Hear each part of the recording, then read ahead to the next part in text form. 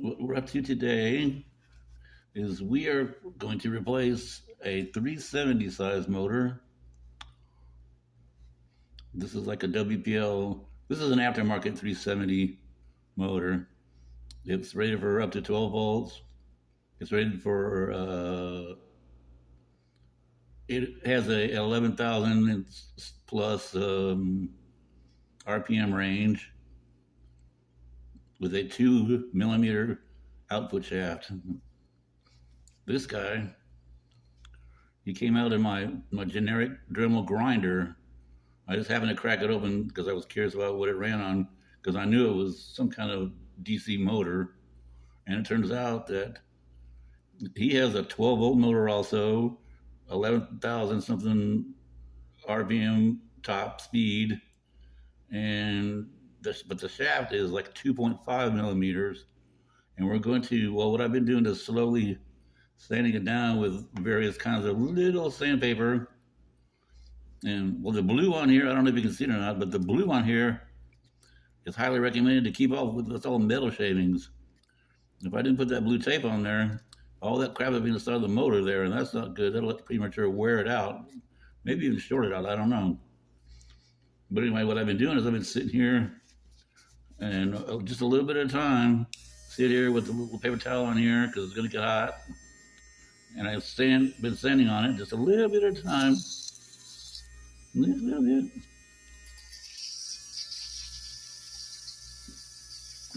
It started out at about 2.5, I think it was. And now I got it down pretty close to 2.02. And I just run it for a little bit. And you can also, if it starts to get hot, you either run it by itself. Just run it with no load on it. And since they have a fan in there that basically cools it, they're air cooled, you cool it off and avoid any damage. These little things have, like I said, have plastic in there, and you can run it long enough to overheat it and seize it up, which I've done already on several other ones, messing around with them. But anyway, let's see what we're doing here with the size. Zero this, zero.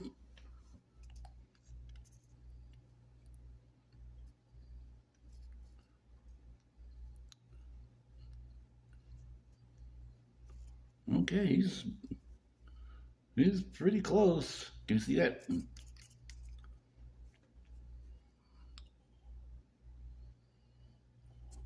Okay, interesting.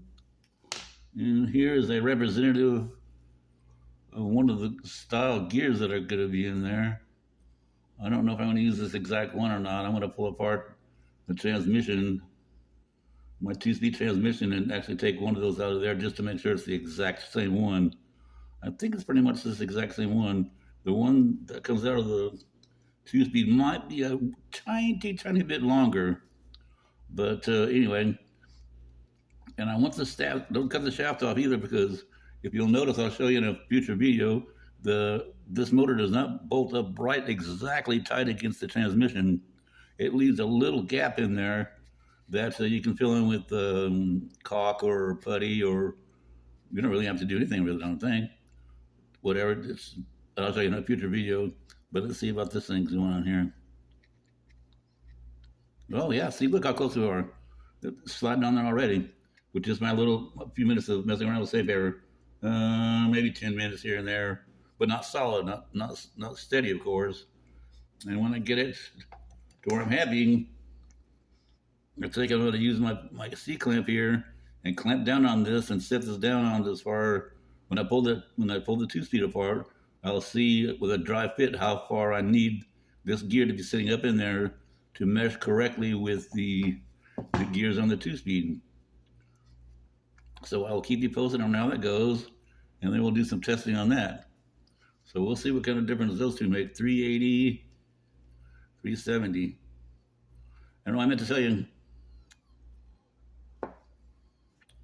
well, anyway, this one has this doesn't have any mounting bolt holes in it. Well, that's weird. I can't use that one for anything. Well, whatever. But anyway, the 2 holes in here to mount it to the transmission turn out even notice from my little Dremel thing, the mounting holes are exactly 14 millimeters apart, center to center, just like on the two-speed transmission. So when I get this shaft the way I like it, I'm just gonna double check the length of the shaft, put a couple of, drop the super glue on there, put it in there, put the gear on there, and put it all together. So I'll do that in a future video. We'll see how that comes out. Boom.